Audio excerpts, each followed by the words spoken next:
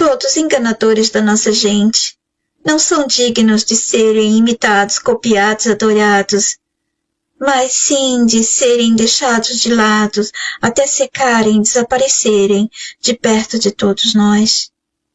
Ordo Abishal, latim para a ordem a partir do caos.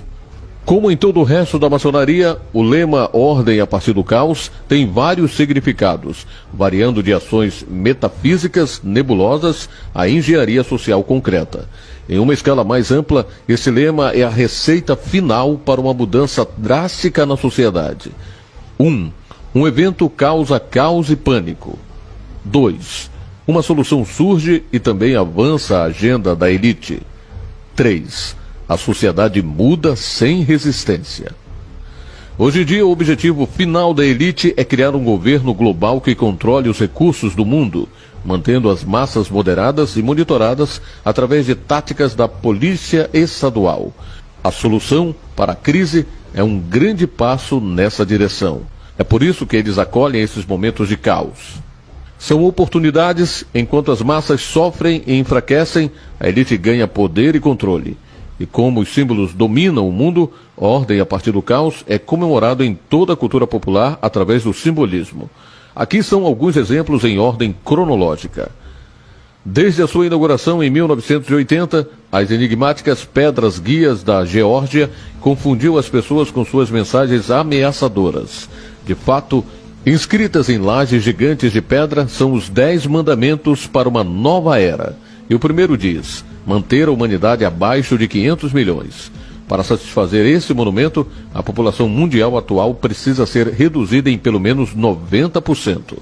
Tudo sobre este monumento está alinhado com a agenda da elite oculta.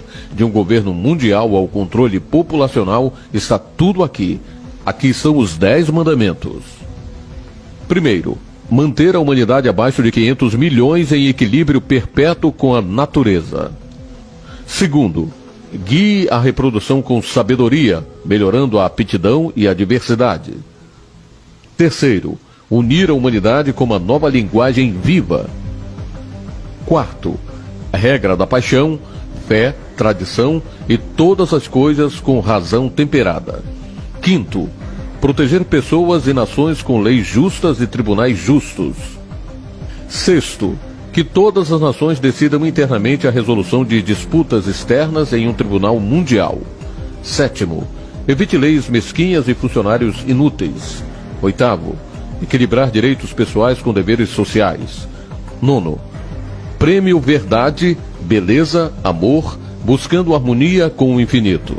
Décimo, não seja um câncer na terra, deixe espaço para a natureza. A atual crise está nos empurrando para esses mandamentos. Por exemplo, um mundo em confinamento é claramente um exercício de equilibrar direitos pessoais com deveres sociais. Além disso, estamos definitivamente deixando espaço para a natureza. Uma manchete do NZ Herald sobre os benefícios ambientais dessa crise. O despovoamento em massa é um objetivo admitido da elite do mundo e muitas pessoas importantes pediram isso abertamente. Em 1988, o príncipe Philip da Grã-Bretanha expressou o desejo de que, se ele reencarnasse, ele desejasse ser um vírus mortal que reduziria a população mundial. Em 2020, o coronavírus superou a marca de 13 mil mortes somente no Brasil. Em 2010, Bill Gates disse: o mundo hoje tem 6 bilhões e 800 milhões de pessoas, que chegam a cerca de 9 bilhões. Agora, se fizermos um ótimo trabalho em novas vacinas, serviços de saúde e serviços de saúde reprodutiva, poderiam diminuir isso em talvez 10 ou 15%. Em 2020, Bill Gates pede um certificado digital para identificar quem recebeu a vacina contra o coronavírus. Esse fato será em outras previsões que veremos mais à frente. Em resumo, as pedras guias da Geórgia esperam um evento apocalíptico maciço para trazer mudanças específicas ao mundo. Esse não é o único marco para comunicar essa mensagem específica nos Estados Unidos. Conforme explicado no artigo, uma análise objetiva dos símbolos ocultos encontrados no aeroporto internacional de Denver, há um monte de coisas estranhas acontecendo no Zaya.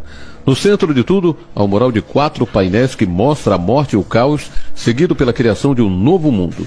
Como o meu artigo de 2019 afirma, Quando você analisa o simbolismo dos murais, percebe que eles contam uma história aterradora de eventos futuros prestes a acontecer, como se fosse algum tipo de profecia.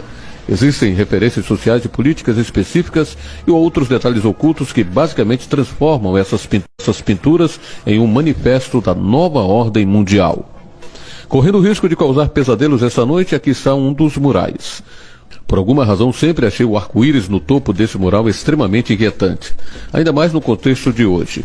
Em meio a um bloqueio pandêmico, surgiu uma tendência global de rebocar o arco-íris em janelas e locais públicos. Não analisarei todos os 4 murais aqui, mas há um final feliz. Mais uma vez, uma obra de arte colocada em uma área pública conta a história de morte e opressão em massa, seguidas pelo renascimento de um novo mundo que une todas as nações. Os murais enigmáticos em exibição no Centro Corporativo do Banco da América, em Charlotte, Carolina do Norte, giram em torno do mesmo tema geral dos locais sinistros já citados neste vídeo. Há uma riqueza de simbolismo acontecendo aqui, no centro de tudo, ordem a partir do caos. O mural à direita é chamado de planejamento, conhecimento, está repleto de simbolismo oculto e maçônico. Basicamente diz-nos que aqueles que estão planejando o mundo têm conhecimento oculto. O mural central é chamado de caos, criatividade. Descreve um período de transição caracterizado por turbulência e opressão. Há distúrbios civis, figuras militares nas ruas e arames farpados por todo lado. Há também esse cara. Entre o caos está uma pessoa vestindo um traje de proteção. Não muito diferente do mural do Daya, o período de caos parece estar associado a algum tipo de ameaça biológica. Avance para baixo agora. Isso é tudo que vemos nas notícias. As pessoas em trajes perigosos estão em todas as notícias agora. Neste segundo mural, a agitação civil, tumultos, protestos e repressão estão ocorrendo. Historicamente, as massas geralmente só se revoltam quando as suas condições de vida se deterioram significativamente ou quando políticas extremamente impopulares são adotadas. Esta peça se refere à perda de liberdades civis e à ascensão de um Estado policial. Em 2020, a polícia da Índia espancou violadores da quarentena com paus. Finalmente, o mural à esquerda é chamado de fabricação-construção. Retrata principalmente um trabalhador após um trabalho bem feito. Ordem a partir do caos. Novamente. Os filmes de desastre atraem o público com grandes efeitos visuais, para doutriná-lo com mensagens. Lançado em 2009, o filme 2012 retratou o fim do mundo como previsto pelos maias ou o que quer que sejam chamados. Além das cenas espetaculares de monumentos famosos sendo destruídos, o filme transmitia uma única mensagem. Somente a elite sobreviveria a esse período de caos. A história é menos sobre o fim do mundo e mais sobre a elite mundial que sobreviveu a uma grande crise. De fato, no filme, a elite sabia que um cataclismo estava chegando anos antes e eles o esconderam das massas. Eles usaram esse tempo para se preparar para uma nova era, enquanto o resto da população mundial foi deixado para morrer. No filme, as Olimpíadas foram suspensas, não muito diferente das Olimpíadas 2020. No filme, a elite exige que a China construa navios maciços que manteriam os escolhidos em segurança à medida que o mundo for varrido. O preço de um bilhete para entrar nesses navios, 1 bilhão de euros por pessoa. No final, os escolhidos sobreviveram ao cataclismo enquanto o resto do mundo morreu. Seus navios desembarcaram na África e a elite iniciou uma nova civilização que eles chamaram de Cape Hope. Mais uma vez, estamos vendo ecos disso hoje. Embora 2012 não seja sobre o vírus mortal, ele representa simbolicamente a filosofia principal da elite. Ordem a partir do caos. Por anos, a revista The Economist tem assustado as pessoas há anos com capas de revistas estranhas e enigmáticas que parecem fazer previsões sombrias sobre o ano seguinte. Embora alguns possam dizer quem se importa, há uma razão pela qual essa revista deve ser levada a sério.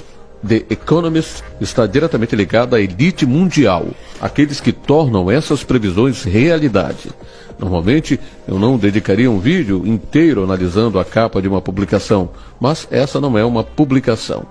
The Economist está diretamente relacionado à elite mundial. Pertence em parte à família bancária Rothschild, da Inglaterra, e seu editor-chefe, John Micklethwait, participaram várias vezes da conferência Bilderberg, a reunião secreta onde as figuras mais poderosas do mundo da política, negócios financeiros e mídia discutem políticas globais. O resultado dessas reuniões é totalmente secreto. Portanto, é seguro dizer que as pessoas do The Economist sabem coisas que a maioria das pessoas não sabe.